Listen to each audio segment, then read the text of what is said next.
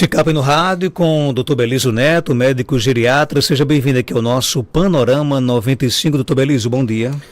Bom dia, Marcos. Bom dia, Geraldinho. Bom dia a todos os ouvintes, internautas. Uma satisfação imensa, mais uma vez, participar aqui do Panorama 95. Até que ponto preocupa essa questão de pernas e ossos inchados na terceira idade? Marcos, assim, o inchaço nas pernas, ele pode ser uma preocupação porque muitas doenças estão relacionadas ao inchaço. O inchaço nas pernas, ele é nas pernas, mas às vezes ele tem uma relação com doenças em outros órgãos, como por exemplo no coração.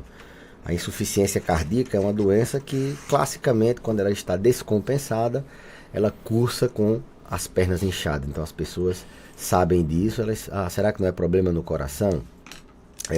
A doença renal, algumas doenças renais, principalmente a insuficiência renal crônica, a gente sabe que o rim é o órgão que regula o excesso esse equilíbrio hidroeletrolítico. Então ele é um dos que regulam a quantidade de líquido no organismo. Então a gente sabe que doença renal, a insuficiência renal, com o tempo ela pode gerar inchaço nas pernas. É uma outra doença e são doenças comuns nos idosos. A gente sabe que os idosos têm insuficiência cardíaca. A maior parte dos pacientes que têm insuficiência cardíaca são idosos.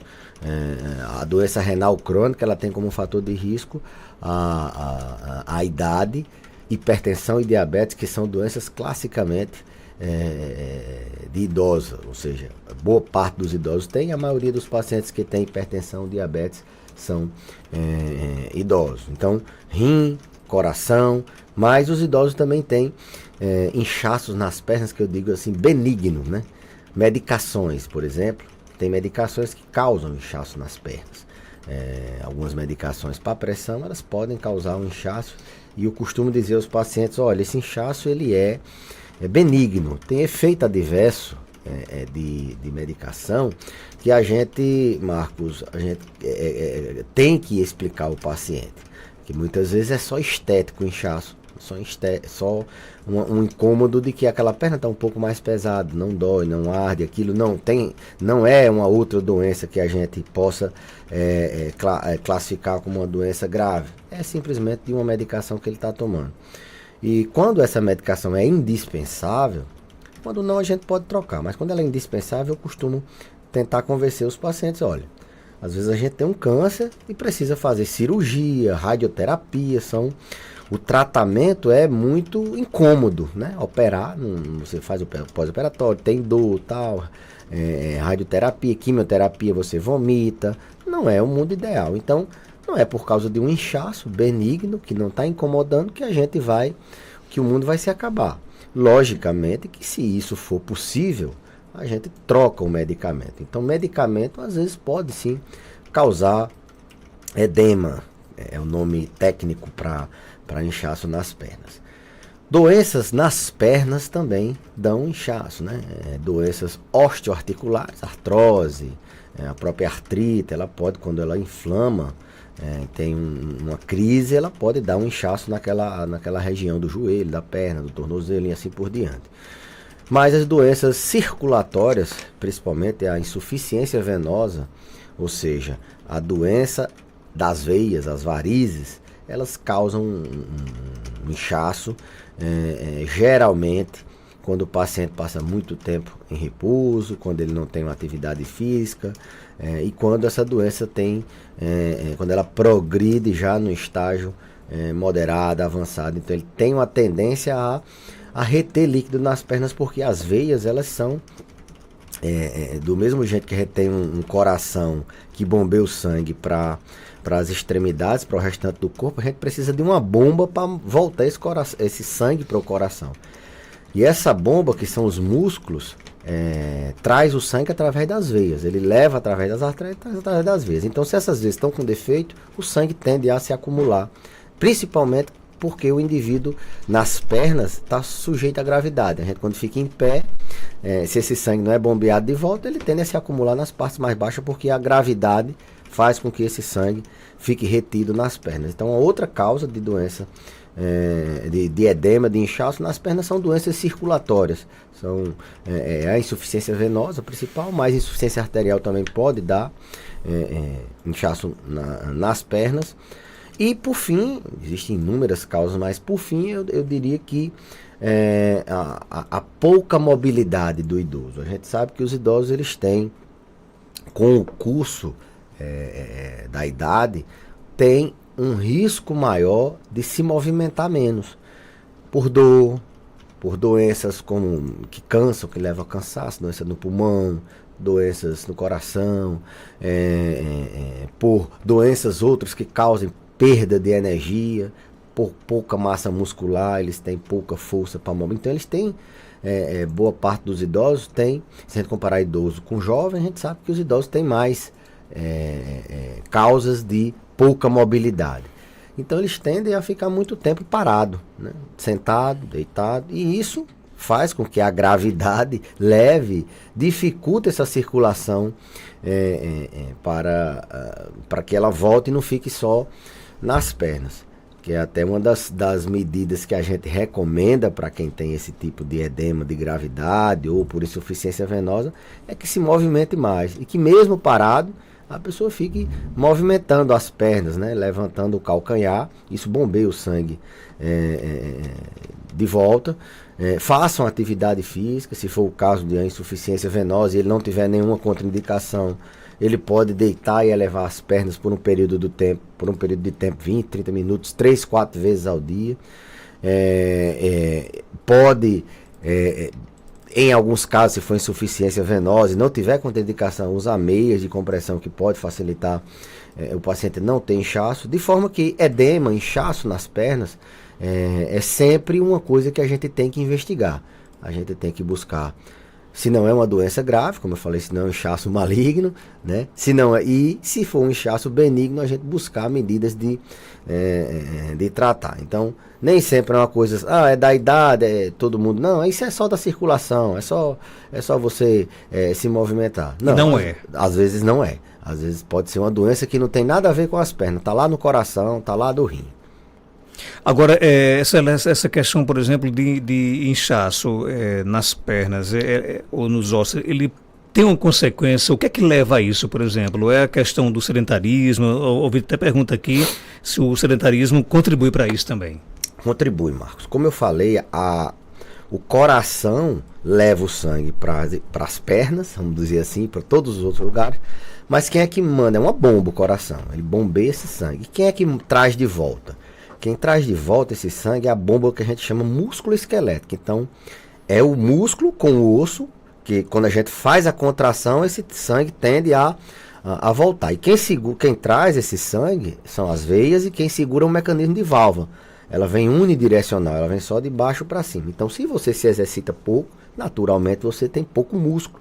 Você tem pouca bomba músculo-esquelética que traz esse sangue de volta. Então o sedentarismo é sim uma das causas, não só de inchaço, de edema por gravidade, pela insuficiência venosa, mas é uma causa de doenças cardiovasculares, é uma causa que pode piorar os fatores de risco da doença renal, como por exemplo hipertensão, diabetes. O sedentarismo ele entra de forma indireta. Sedentarismo, para quem tem uma capacidade de mobilidade boa, e eu diria que a pouca mobilidade em pacientes idosos. Se mexer, eu sempre digo para meus pacientes, olha, fundo de rede, cadeira do vovô, isso aí é o caminho mais curto para o cemitério.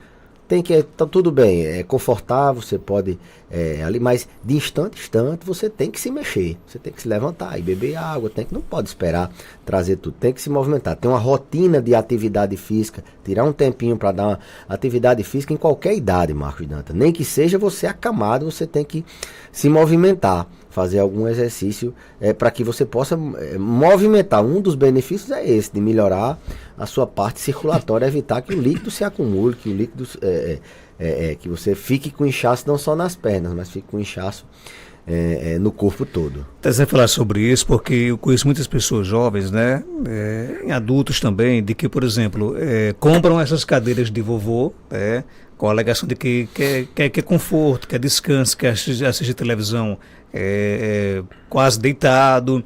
Isso é um hábito muito ruim, por exemplo, para quem está chegando à terceira idade? Eu não diria que é um hábito ruim. Todo hábito, se ele for excessivo, assim vamos dizer, até a atividade física, tem o overtrain, né? Se você fizer atividade física demais, você pode se prejudicar. Se você fizer uma restrição calórica demais, você pode se prejudicar a alimentação. E se você comprar uma cadeira do vovô e esse vovô ficar muito tempo demais ali, ele pode se prejudicar. Então, a cadeira do vovô é para pessoas que têm uma mobilidade muito reduzida, que ele antes sentava numa cadeira desconfortável, e aí ele vai se sentar numa cadeira confortável. Ela tem, por exemplo, se é um paciente que não tem como assistir TV porque a cama no quarto não tem, ele bota uma cadeira do vovô ali na sala para assistir a TV, ótimo, melhor ainda que ele fica mais atento. Mas tem que ter o cuidado para não deixar o tempo todo ele na cadeira do vovô. Isso assim, a longo prazo pode trazer prejuízo. Esse idoso pode ficar mais dependente ainda, que ele fica menos móvel, fica com mais necessidade de que você ajude a levar ele para o banheiro, para fazer a higiene. Pode aumentar o risco dele cair, de fraturar. Essa semana a gente viu, parece que a gente adivinhou, falamos de quedas, né? Há bem pouco tempo atrás, e o ex-presidente José Sarney sofreu uma queda, né? Em 90 e poucos anos. 93 a 95 sofreu queda, não sei se fraturou, mas você vê a importância das quedas, e a queda ela acomete não só idosos aqui da região do Seridó, qualquer faixa de renda social acomete e pode causar mortes. Até na nossa rede social eu publiquei um vídeo que chamava bem a atenção, que no começo eu dizia, queda pode ser fatal, pode matar. Então, fazendo essa digressão aqui para outro assunto sobre quedas, a verdade é que o idoso ele tem que se movimentar para que ele possa evitar não só a retenção de líquidos, o inchaço nas pernas, mas que ele possa também melhorar a sua saúde, ficar mais independente, funcionalmente, com capacidades preservadas, e aí ele diminui o risco de queda. Tem mais perguntas no nosso WhatsApp? Bom dia.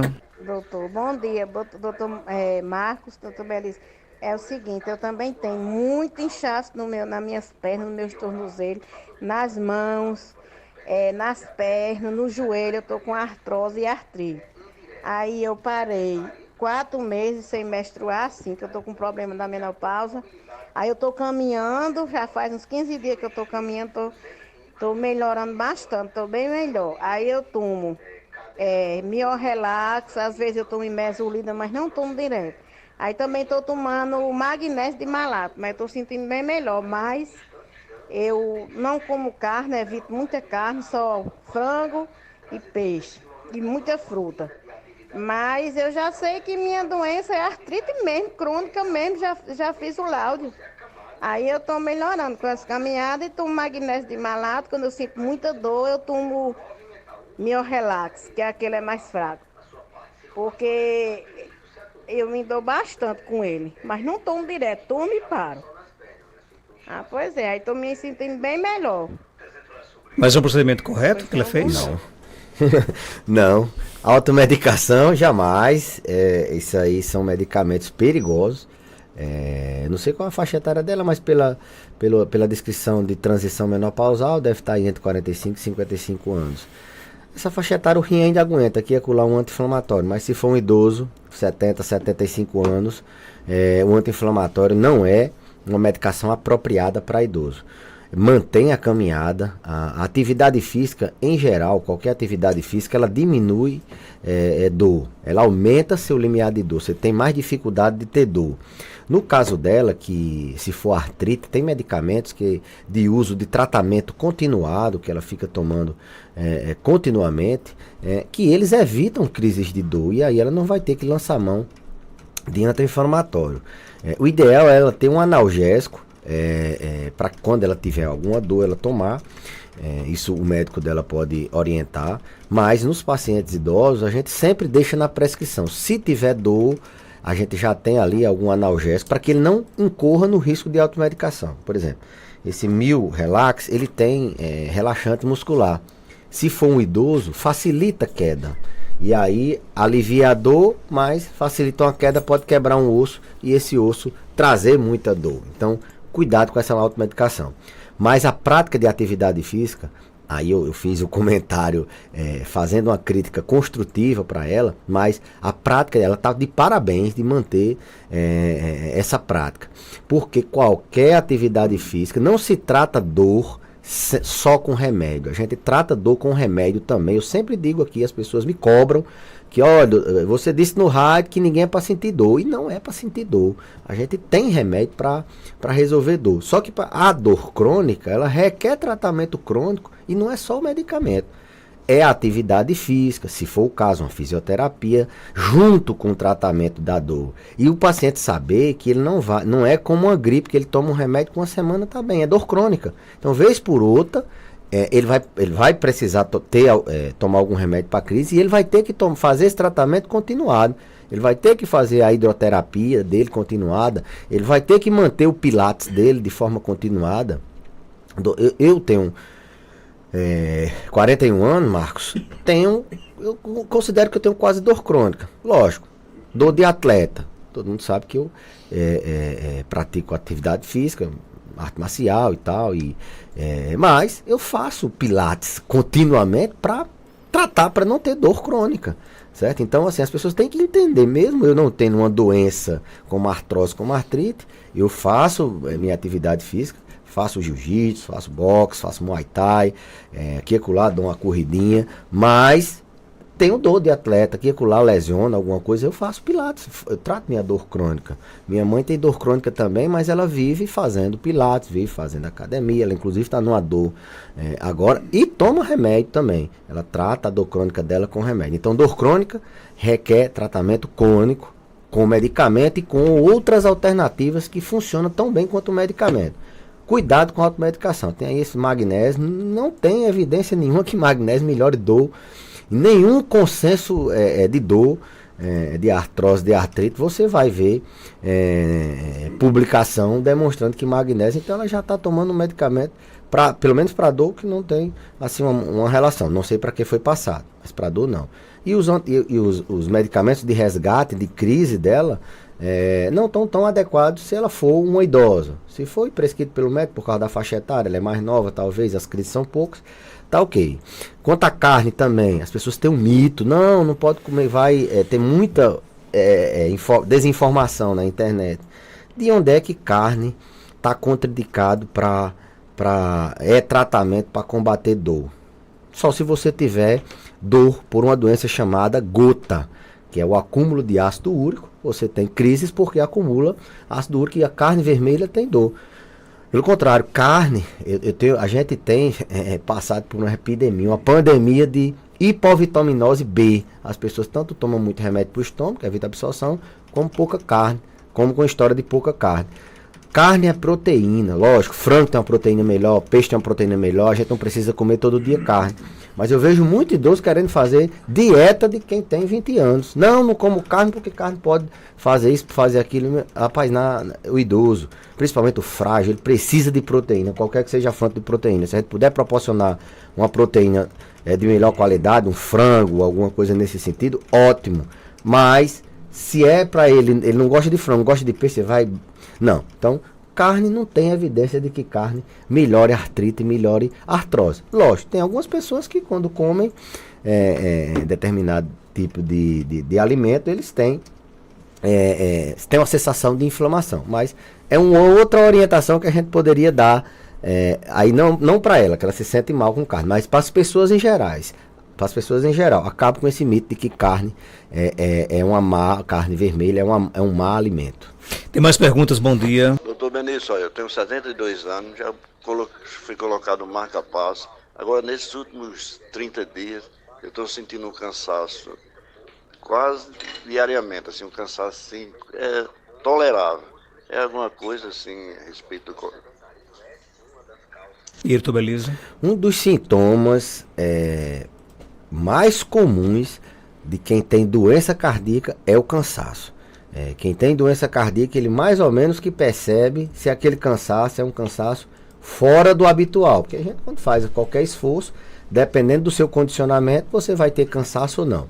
Então, assim, se percebeu que esse cansaço é aquele cansaço que ele tinha antes, pode até não ser que o marca-passo esteja funcionando, não esteja funcionando bem. Mas é bom ele procurar o seu médico de confiança para avaliar se esse cansaço tem a ver com o coração. Pode até não ter a ver com o marca-passo. Mas doença cardíaca, um dos sintomas mais clássicos é o cansaço. E cansaço em idoso é bem complexo, porque várias situações causam cansaço. Não é só o coração. Depressão causa fadiga, falta de energia, não é o caso dele. Insônia causa fadiga, causa falta de energia. Descondicionamento físico, pouca mobilidade. Às vezes o paciente internou, passou um tempo sem a mobilidade que ele tinha antes. Ele pode sentir um cansaço por falta de atividade física. Doenças pulmonares. Quem fumou muito tempo, tem DPOC, enfisema pulmonar, tem a asma, tem essas viroses que vez por outras aparecem, dão doenças pulmonares que causam cansaço. Então, como ele tem um marca-passo, uma doença cardíaca, ele procura o médico para ver se esse cansaço é do coração. Mas existem diversas causas de cansaço que precisam ser colocadas num paciente que tem mais de 70 anos. Tem mais perguntas? Bom dia. Bom dia, Marco Jantas. Bom dia, doutor Belísio. Doutor Belísio, me diga uma coisa. Estou falando aí sedentarismo. Nós podemos comparar o corpo humano a um carro, se ele não movimentar, o ferrugem come? Podemos. Acho uma das melhores comparações. O organismo, ele é uma máquina. Então o organismo, quanto mais você funcionar, aquela máquina, menos ela tem o risco de parar. Se você deixa um carro parado muito tempo, ele enferruja, a bateria arreia, o motor bate. E outra coisa, o organismo, como toda máquina, ele precisa de manutenção. Então, ninguém vive num carro sem dar uma manutenção. Tem gente que sim, só vai na oficina, no mecânico, quando o carro quebra. E tem gente também que só vai ao médico quando adoece. Isso é muito ruim porque a gente a gente deixa de avaliar aquele carro, aquela máquina, de forma saudável e poder planejar medidas preventivas, melhorar a qualidade de vida. Às vezes o carro não quebrou, mas a direção está ruim, o freio não está tão bom. Ele está andando, mas está andando com dificuldade, está com folga, batendo. Do mesmo jeito eu gostei dessa comparação. Do mesmo jeito é o ser humano. Se ele não tem uma manutenção periódica, se ele não usa, vou dar exemplo aqui do cérebro. Se você usa seu cérebro, estimula bastante, logicamente seu cérebro está mais protegido. Se você usa seu rim bebendo bastante água, você está deixando o rim funcionar. Se o rim ele fica funcionando no seco, é a mesma coisa do motor funcionar sem o óleo. Então ele finda batendo o motor. Então, é como uma máquina. Quanto mais você usa o músculo, mais o músculo funciona melhor. E a manutenção. Você tem que dar a manutenção periodicamente, principalmente se for um carro velho, viu, Marco? Se for um carro envelhecido, você tem que dar essas manutenções mais periódicas para que ele tenha uma sobrevida melhor e que você possa dirigir. Tá parecendo um mecânico falando, né? Vamos dizer essa analogia. O mecânico do corpo. O mecânico do corpo, né? Para que esse carro possa funcionar sem dar tanto trabalho. Não precisa dele quebrar para poder tá com mau funcionamento. Não, às vezes ele está funcionando, mas está funcionando de maneira inadequada. Assim é o corpo humano. Ele pode estar andando, vivo, mas está com dor, triste, sem dormir bem. Essa máquina não está funcionando bem, está precisando de uma manutenção. Doutor Belísio, obrigado por sua participação. Até terça-feira, se Deus quiser. Eu que agradeço, Marcos, e até a próxima terça-feira, se Deus quiser. 8 horas, 5 minutos. Vamos ficando por aqui. Aliás, vamos ficando por aqui por enquanto, né? A gente volta